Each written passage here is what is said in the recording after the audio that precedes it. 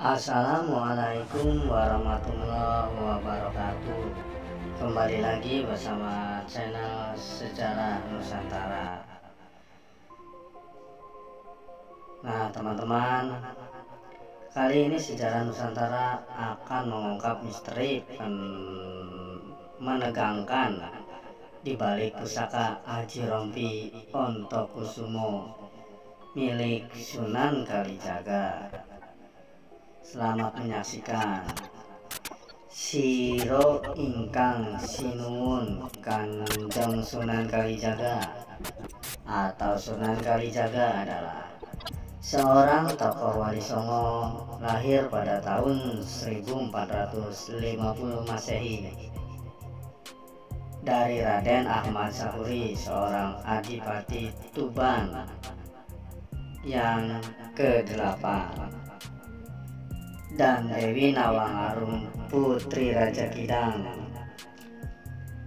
Telangkas atau Abdurrahim Al-Maghribi.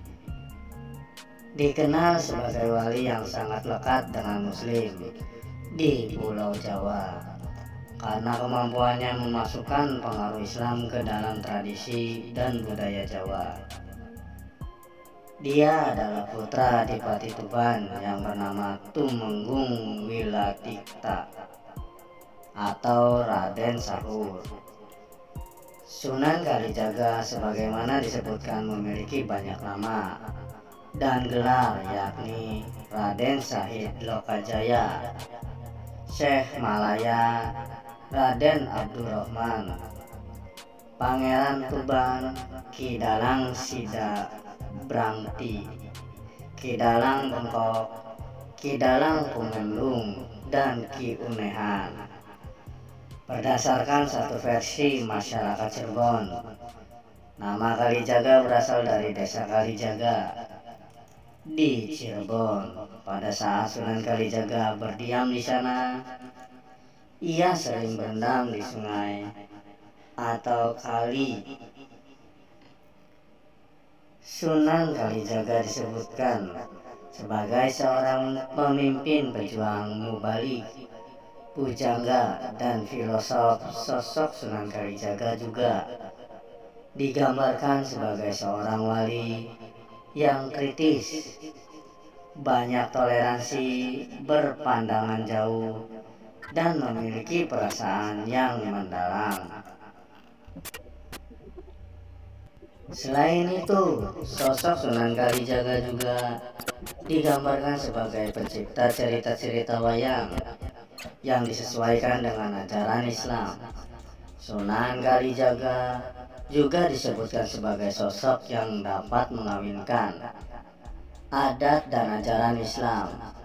Banyak peninggalan budaya yang ditenggarai sebagai karya seni Sunan Kalijaga. Salah satu yang sampai saat ini masih dikenal oleh masyarakat secara luas adalah Tembang Ilir-ilir dan Kidung Rumekso ing wengi.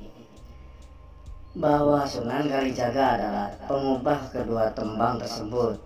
Tembang-tembang gubahan Sunan Kalijaga yang termasyhur dan paling banyak dilaporkan masyarakat adalah Kidung Rumekso ing wengi dan Tembang Ilir-ilir. Disebutkan bahwa di antara wali Songo, Sunan Kalijaga dikenal sebagai wali yang paling luas cakupan bidang dakwahnya dan paling besar pengaruhnya di kalangan masyarakat.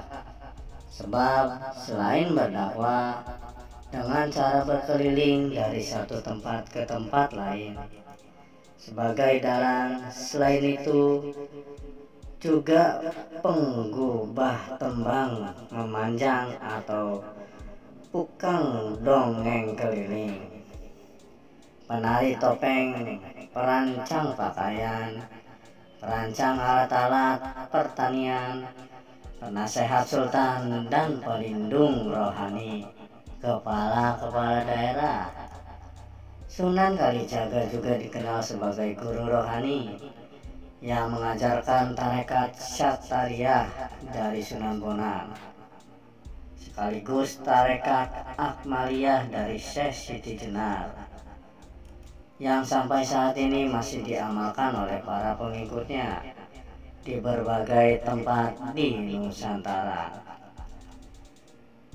Sunan Kalijaga juga disebutkan sebagai penerima wejangan dari Sunan Bonang atas ungkapan Jawa Safar Cina Sajadah yang memperlihatkan hubungan erat antara Jawa dan Cina. Jawa Safar Cina saja dipercaya berkembang pada masa Demak Bintara, sebuah masa yang menjadi titik-titik transisi besar dari rajin dinas Majapahit ke Mataram.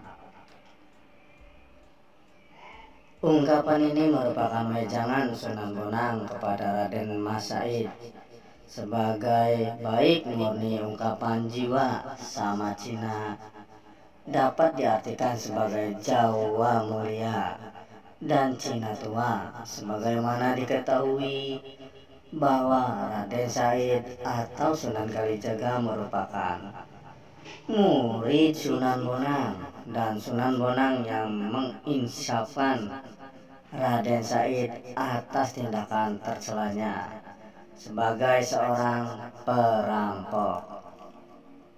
Hal lain yang melekat pada diri Sunan Kalijaga adalah hubungannya dengan budaya Jawa, disebutkan dalam buku yang ditulis oleh Ahmad Qadim bahwa Sunan Kalijaga setelah Syekh Siti Jenar kembali ke hadiratnya, maka praktis yang menjadi penghubung antara pandangan Islam dan Jawa adalah Sunan Kalijaga. Siti Jenar dan Kalijaga sama-sama mengajarkan makrifat, namun caranya berbeda. Siti Jenar, Sesi Pinjer lebih menitik beratkan pada olah batin untuk pencapaian diri sejati. Sunan Kalijaga lebih memfokuskan pengalaman praktis kehidupan sehari-hari. Orang Jawa dalam memahami Sunan Kalijaga dikenal sebagai salah satu anggota Wali Songo yang memiliki ilmu kanuragan dan ilmu batin yang tinggi. Sebagai karamah yang diberikan Allah Subhanahu wa Ta'ala, dalam satu riwayat bahkan disebutkan bahwa Sunan Kalijaga pernah berhasil menaklukkan penguasa pantai selatan, yakni Kanjeng Ratu Kidul, hingga memeluk Islam. Salah satu pusaka yang sering disebut-sebut digunakan Sunan Kalijaga dalam menghadapi penguasa pantai selatan itu yakni rompi Ontokusumo.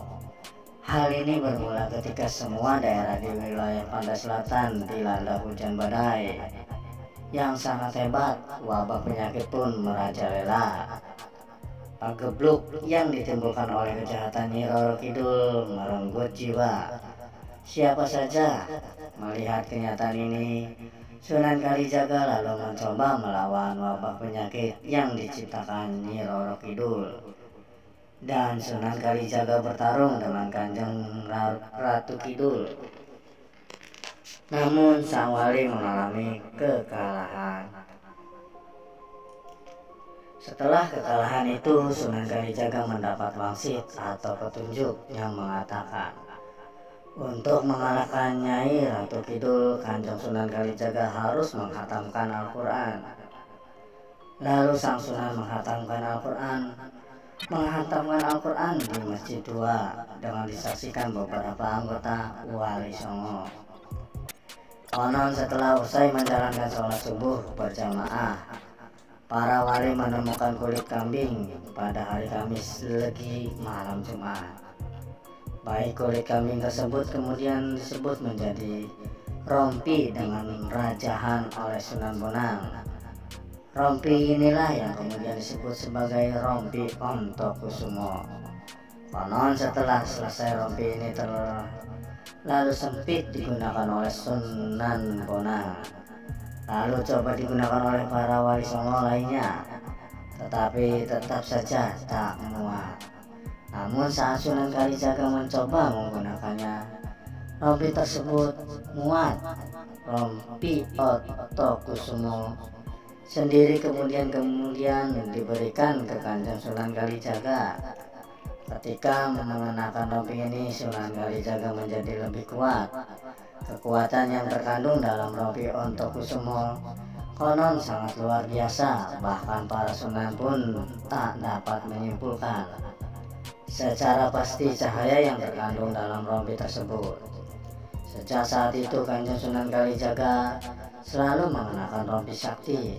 Rompi ini pula lah yang menjadi tamu dalam pertempuran menaklukkan Ratu Pantai Selatan Nyi Roro Kidul.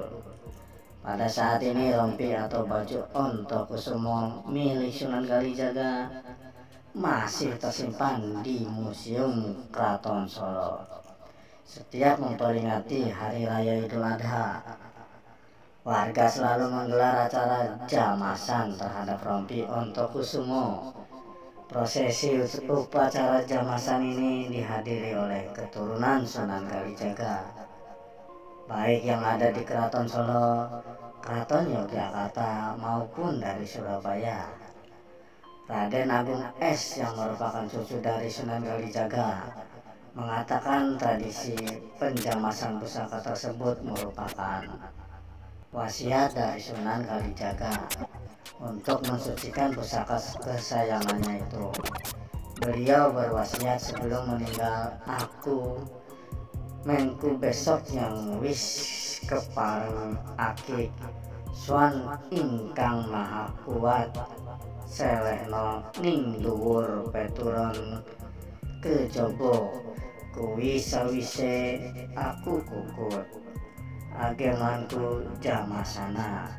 Jika aku sudah meninggal, di pusakaku kuletakkan di atas pusara. Selain itu, setelah aku meninggal, jamasilah pusakaku. Tim penjamas meracik khusus media yang digunakan untuk menjamah kedua pusaka Sunan Kalijaga, berupa perpaduan minyak kelapa, minyak cendana, dan minyak melati. Pelaksanaan jamasan berlangsung sakral, satu persatu tim penjames yang berjumlah 7 memasuki cukup. Bapak konon ke-7 penjamas melakukan ritual. Kini dengan mata terpejam, mereka dilarang melihat dengan mata telanjang wujud pusaka Sunan Kalijaga. Beliau berpesan saat menjamas tidak boleh melihat pusaka karena dipercaya dapat mengakibatkan kebutaan. Guru Panembahan memilih siapa yang menjadi pemimpin jamaah.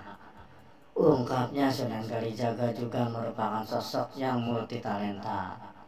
Tokoh ini disebutkan adalah pencipta jenis tembang dan danggula dan tembang ilir-ilir. Sunan Kalijaga disebutkan juga sebagai pengubah atau penyempurna wayang. Beliau juga disebutkan sebagai seorang pencinta seni. Sunan Kalijaga merupakan pencipta gamelan Kanjeng Kiai Nagawilaga dan Kanjeng Kiai Guntur Madu yang sampai saat ini masih ada di Keraton Yogyakarta, yang kemudian mengilhami tradisi grebeg maulud beberapa daerah di Jawa Tengah dan Yogyakarta. Juga disebutkan pecinta baju takwa. Dia juga menciptakan ornamen-ornamen ukiran dengan motif flora, dan beliau juga diinformasikan sebagai seorang yang menciptakan pola tata kota wilayah Jawa yang terdiri dari alun-alun pusat, pemerintahan, dan tentunya ada masjid serta ada pohon beringin. Terima kasih telah menyaksikan cerita sejarah Nusantara ini. Wassalamualaikum warahmatullahi wabarakatuh.